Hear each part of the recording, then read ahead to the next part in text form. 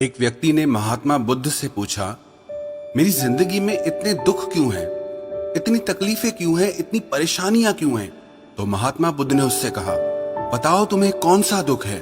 उसने कहा, मैं अपने कितने दुख आपको बताऊं? मेरी पूरी जिंदगी ही दुखों से भरी हुई है। जो मेरे रिश्ते हैं उन रिश्तों से भी मैं दुखी हूँ और मेरे शरीर में भी बीमारियां होती रहती है। एक के पीछे एक दुख लगा ही रहता है। तो उस व्यक्ति ने कहा, ना मैं अपने रिश्तों से खुश हूँ, ना अपने परिवार से खुश हूँ, ना अपने मन से खुश हूँ और ना ही अपनी जिंदगी से खुश हूँ। लगता है ऐसी जिंदगी से अच्छा है कि मैं मर जाऊं, कोई मतलब ही नहीं जीने का।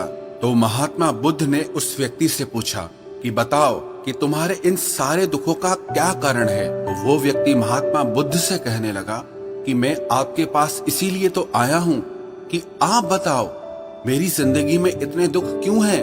इन सब का क्या कारण है? महात्मा बुद्ध ने उस व्यक्ति से कहा, जरा गहराई से सोचो, विचार करो, देखो कहाँ है तुम्हारा दुख, क्या कारण हो सकता है तुम्हारे दुख का। उस व्यक्ति ने बहुत सोचा, पर जब उसे कुछ समझ नहीं आया तो बुद्ध ने उसे उत्तर दिया कि तेरे सारे दुखों का कारण तू ही है। तेरे मन की आसक्ति है, तेरे मन का मोह है। बुद्धा का एक प्रसिद्ध कोट है जो आपने भी सुना होगा, the root of suffering is attachment. आपके सारे दुखों का कारण आपका मोह है, आपके मन का अटैचमेंट है, आसक्ति है। तो उस व्यक्ति ने बुद्ध से कहा कि मैं समझा नहीं कि मेरे मन का मोह हर दुख का कारण कैसे हो सकता है। तो महात्मा बुद्ध ने उसे 3 छोटी छोटी कहानियां सुनाई। पहली कहानी, एक व्यक्ति पेड़ से चिपक कर चिल्ला रहा था कि कोई मुझे बचाओ, कोई मुझे इस पेड़ से छुड़ाओ, इस पेड़ ने मुझे पकड़ लिया है। तो वहां से एक गुरु और शिष्य गुजरे। उस शिष्य ने अपने गुरु से कहा कि गुरुदेव, इस आदमी की मदद करनी चाहिए, ये इस पेड़ से चिपक गया है, इसे छुड़ाना चाहिए। तो उसके गुरु ने अपने शिष्य से कहा कि इसकी मदद कोई नहीं कर सकता। तो वो शिष्य हैरान होकर पूछने लगा कि ऐसा क्या है कि इसकी कोई मदद नहीं कर सकता। तो गुरु ने कहा कि इस व्यक्ति ने खुद ही पेड़ को पकड़ लिया है, और जिस इंसान ने खुद किसी चीज को पकड़ा हुआ है उसे कौन छुड़ा सकता है, उसे कौन बचा सकता है। ऐसे ही बुद्ध ने कहा कि तुमने भी सारे दुखों को खुद ही पकड़ा है कि ये मेरा है, ये छूट ना जाए, ये मेरे पास रहना चाहिए, ये मुझे मिलना चाहिए।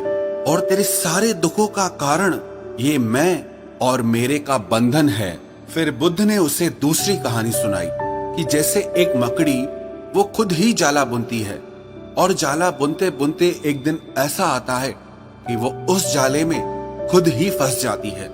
वो चाह कर भी उस जाले से बाहर नहीं निकल पाती है। ऐसे ही तूने भी अपनी जिंदगी में कितने ही रिश्ते बनाए हैं, कितनों से मोह लगाया है, कितनों को अपना माना है, और उनमें मोह रखने के कारण आज वो तुझे दुख दे रहे हैं। सारी दुनिया में कुछ भी होता रहे, हमें दुख सुख नहीं होता है। हमें दुख सुख कब होता है? जब हमारे अपने के साथ कुछ होता है या हमारा अपना हमारे साथ कुछ करता है। फिर महात्मा बुद्ध ने उसे तीसरी कहानी सुनाई कि शहद से भरे एक पात्र में एक उड़ती हुई मक्खी घुस जाती है। उस शहद के मीठे रस में उसे बहुत आनंद आता है, वो बहुत प्रसन्न होती रहती है, और अगर वो चाहे तो थोड़ा सा शहद का रस लेकर के वहां से उड़ सकती है। लेकिन वो उस रस में इतना डूब जाती है, इतना खो जाती है कि वो वहां से उड़ना ही नहीं चाहती, और उस रस को लेते लेते उसके पंख उसी शहद में फंस जाते हैं। फिर जब तक उसका पेट भरता है वो बुरी तरह से उस शहद में फंस जाती है। फिर वो वहां से निकलने की बहुत कोशिश करती है, आगे जाती है, पीछे जाती है, दाएं जाती है, बाएं जाती है, पर वो वहां से उड़ नहीं पाती है, वो फंस जाती है उसी में ही। ऐसे ही तूने भी अपनी जिंदगी में जिन रिश्तों में आनंद लिया, सुख लिया, शुरू शुरू में तो तुझे बहुत सुख आया, और आज वही रिश्ते तुझे दुख दे रहे हैं। ऐसे ही जब कोई व्यक्ति जब स्वास्थ्य की परवाह ना करके स्वादिष्ट रसों के पीछे पड़कर कुछ भी खाने लगता है तो आगे चलकर उसका शरीर खराब हो जाता है, उसके शरीर में रोग आ जाते हैं। ऐसे ही जब मन संसार की बहुत सारी आशाएं कर लेता है, तृष्णाएं और वासनाएं कर लेता है, तो उसके मन में धन का लोभ आ जाता है और फिर चाहे उससे कितना भी धन मिलता रहे, उसकी तृप्ति कभी भी नहीं होती। वो हमेशा धन से अतृप्त रहता है और फिर इससे उसके मन में दुख का जन्म होता है। फिर उस व्यक्ति को एहसास हुआ कि महात्मा बुद्ध बिल्कुल सही कह रहे हैं। यही वजह है मेरे सारे दुखों की। मेरे सारे दुख मेरी ही वजह से पैदा हुए हैं, मेरे ही मन के मोह से, अटैचमेंट से पैदा हुए हैं। फिर उसने महात्मा बुद्ध से दूसरा प्रश्न किया कि आपने मुझे कारण तो बता दिया, अब मुझे इसका उपाय भी बताइए।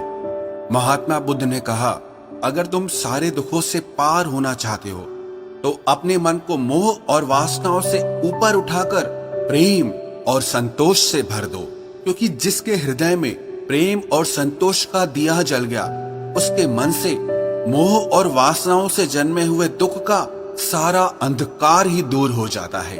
हालांकि ये बात कहने में बहुत आसान है, लेकिन करना बहुत मुश्किल है। लेकिन जो भी व्यक्ति महात्मा बुद्ध के इस उपदेश को समझ गया ना, वो सारे दुखों से पार हो जाएगा। यही कहानी हमारे भी जीवन की है। हम खुद ही रिश्ते जोड़ते हैं और बाद में खुद ही रोते रहते हैं। हम खुद ही प्रेम बढ़ाते हैं और बाद में खुद ही दुख पाते हैं। हम जिनके पीछे मेरा मेरा करके मरते रहते हैं, आखिर में वही लोग हमें सबसे ज्यादा दुख पहुंचाते हैं, हमारा दिल दुखाते हैं। जिनकी खुशी के लिए हम कुछ भी करने को तैयार हो जाते हैं, जिनकी खुशी के लिए हम अपनी सारी जिंदगी कुर्बान कर देते हैं, आखिर में वही हमारे जीवन में दुखों का अंधकार भर देते हैं। चाहे वो हमारा परिवार हो, हमारे मित्र हो, हमारी संतान हो या कोई भी रिश्ता हो, जहां पे भी हमने मन के मोह के, आसक्ति के, अटैचमेंट के धागे बांध रखे हैं, आप गौर करना, आपके जीवन में सारा दुख वहीं से आ रहा है। तो जो उपाय महात्मा बुद्ध ने उस व्यक्ति से कहा कि मोह और वासनाओं को त्याग करके अपने हृदय में प्रेम और संतोष को भर दो, इस छोटे से उपदेश को अगर हम भी अपनी जिंदगी में उतार लें तो विश्वास रखना, हम जिंदगी के सारे दुखों से अवश्य पार हो जाएंगे।